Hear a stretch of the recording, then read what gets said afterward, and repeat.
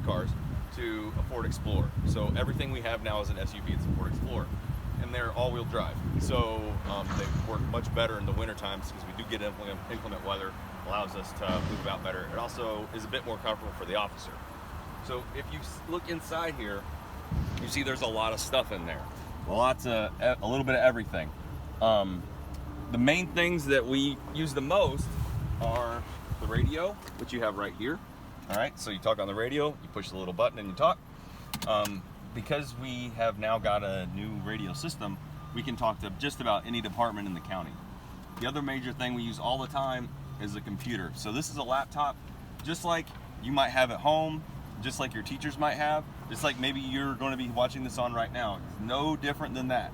The only difference there might be is this is a touch screen. So all of our laptops have a touch screen, which makes them a little bit easier to use when you're on the go, when you're driving and you stop at a light or something. You click on a button and then you bring up information, because all of our police information, if you will, it gets sent to us via a program that's a lot like your Schoology, and it sends us where to go, what's the message. It can tell us a case. It can tell us who the person is we're talking to. We can run the person, meaning get information about them. So this is kind of our lifeline. We do just about everything on a computer. Almost nothing is handwritten anymore. The next really big thing that you probably can't see it, but if I take this from right just for a second. All right, you see this right here? This is the radar, all right? And then this here, that's the thing that shows how fast the car is going. So we use this little guy right here. You can see that, that's the trigger. So you capture the vehicle speed, then you let it go. And this gets used a lot. Maybe not by whoever drives this car, but it does get used quite a bit. And if you see right here, this is our in-car camera. Every single one of our squad cars has an in-car camera, and that records every single thing we do when we're in a car. So once we make a traffic stop, when we turn our lights on, that camera goes automatically on, and then a picture of it comes up on our computer screen right here, okay? We wear a microphone, and anything we say or do, and we talk with the driver or any other situation, it's always video recorded. So when someone says, that officer said something bad to me, we can always look at the video and say, yeah, no, actually they didn't, or well, you're absolutely right, yes, they did. All right, so now, if you can see what we have here, that's the shotgun, and that's a gun rack, so all of our squad cars have one of those as well. There's another rifle that would go right here, but it's not in this car. And then you see the shotgun right there. I'm gonna give the video back to its owner, all right, and get out. And we'll go to the back. So we have a lot of different stuff that we have to do as an officer. Traffic control, cleaning up accidents, you name it, we have to do it. This is what the back of our squad cars look like. This one's got a little extra stuff in it because it's a supervisor's vehicle. So they've got this thing right here, which is actually a battering ram. But traffic cones, like just the same thing you might have in a house. This is a broom. Okay, we sweep the road with this. If somebody has an accident and there's glass, we'll sweep the road. There's also sledgehammer. I mean, we've literally got a little bit of everything in our squad cars. There's also some stuff for unlocking schools, unlocking cars. That's another call we get a lot of. I would say every shift I probably unlock 3 or 4 cars. Where people lock their keys in their car. Maybe your parents have locked their keys in their car and they call the police and we come in and we unlock them. We don't charge anything for that. It's just a service we provide.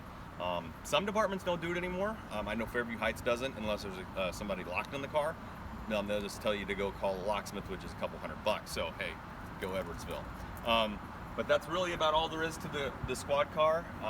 It's when you look at it, it seems like there's a whole lot of stuff, but it's really the biggest parts of the radio and the computer. And then everything else is like a normal car. It's really no different than another Ford Explorer or something like that you guys might see just driving down the road. Just this one says police on the side.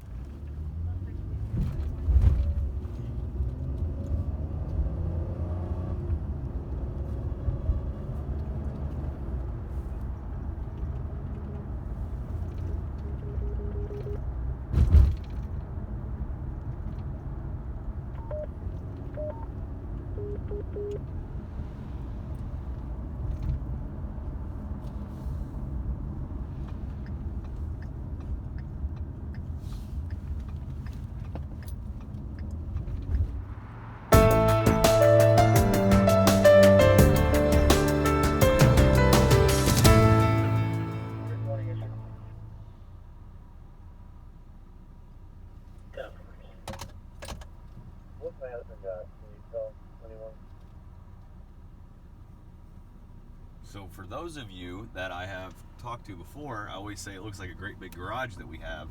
This is it. This looks like any old garage, except it's pull through. This is the Sally port right here. So we bring our vehicles in. Normally if we have an arrestee, we would bring them out of the back seat of the car, take them into the booking facility. You didn't see it, but I took my gun out and I put it away. This is like a garage, just like anybody else's garage, right? It's just really big, isn't it? And then it gets used for storage. So we've got a bunch of bikes that we find. A lot of times, for some reason in Edwardsville, a lot of bicycles get stolen. People ride them for a little while and they dump them on the bike trail. And a lot of houses, especially on the bike trail, find bikes. And we try to find the owner for them, but bikes, unlike a car, they don't really have like a serial number that it gets entered into any kind of system, so it's really not that simple to locate an owner.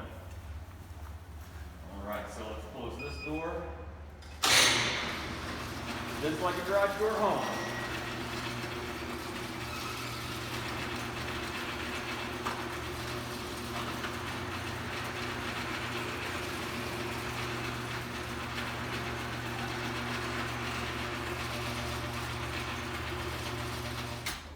And this is booking. So when people think of jail, this is the closest thing that we have to jail in Edwardsville for our police department. We have actual jail cells now that we can put people in. You can see little bars in there. We can handcuff them. We do everything else you would do in a normal jail or booking facility. We have our suspects sit on the bench, and then we talk to them from the other side. Entering information in the computer. If you remember, I said everything happens on a computer, and it does. This is where we would take their fingerprints. We enter information here, and then no ink anymore. We use this fancy light box right here to enter their information. All right, this is Officer Bailey, one of our officers here at Edwardsville. I'm going to let him talk about what he is doing right now and in the area he is actually in. So what I'm working on right now is just evidence. So a lot of times with the police we get calls after a crime has been committed and we kind of have to investigate what happened. So during the course of that investigation you may find a variety of things that are deemed of evidentiary value. Things like things left behind by the bad guys, fingerprints, DNA, things like that. So in this case I have a little bit of DNA. Here's one fingerprint that I lifted and another. And so that's what I'm doing. I'm processing evidence in an attempt to catch up with some burglary suspects. So it's not all car chases and foot pursuits. Sometimes it's processing. So Perfect. What's the case you've got right now, Officer Bailey? This case is a recovered stolen vehicle / vehicle burglary case that a night shift officer actually found last night. And we're kind of just picking up the pieces as we signed on today. So the vehicle was abandoned pretty close to where the victim lives actually in this case, which kind of makes it unique. So we've already recovered it, so I was able to process the vehicle for all of that evidence. That's pretty much what you see here. And we're going to hopefully submit a good chunk of this to the crime lab through the state of Illinois, and hopefully we'll be able to determine who the bad guy was in this particular case. So awesome. That's what I'm working on. Thank you for your time. We Hey, appreciate it. no problem. Thank you, guys. So these are our interview rooms. So sometimes we have suspects or even victims that we need to talk to. So we'll bring them here. And we bring them into our interview room. All right. And it's nothing other than a room.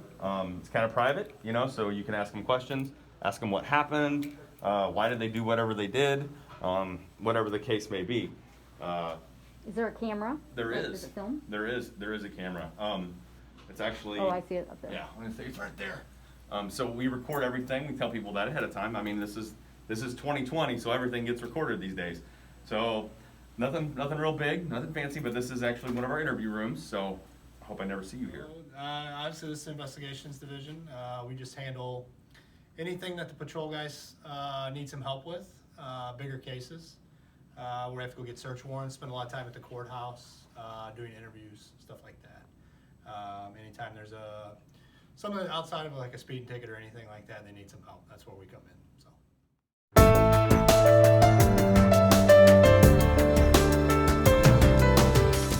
Real work right here, guys. Just remember that. Just remember that. See that awesome kitchen? You've got 5 recliners. 5. Only the best. How much? $800,000. You're looking at $800,000, people. That's fancy.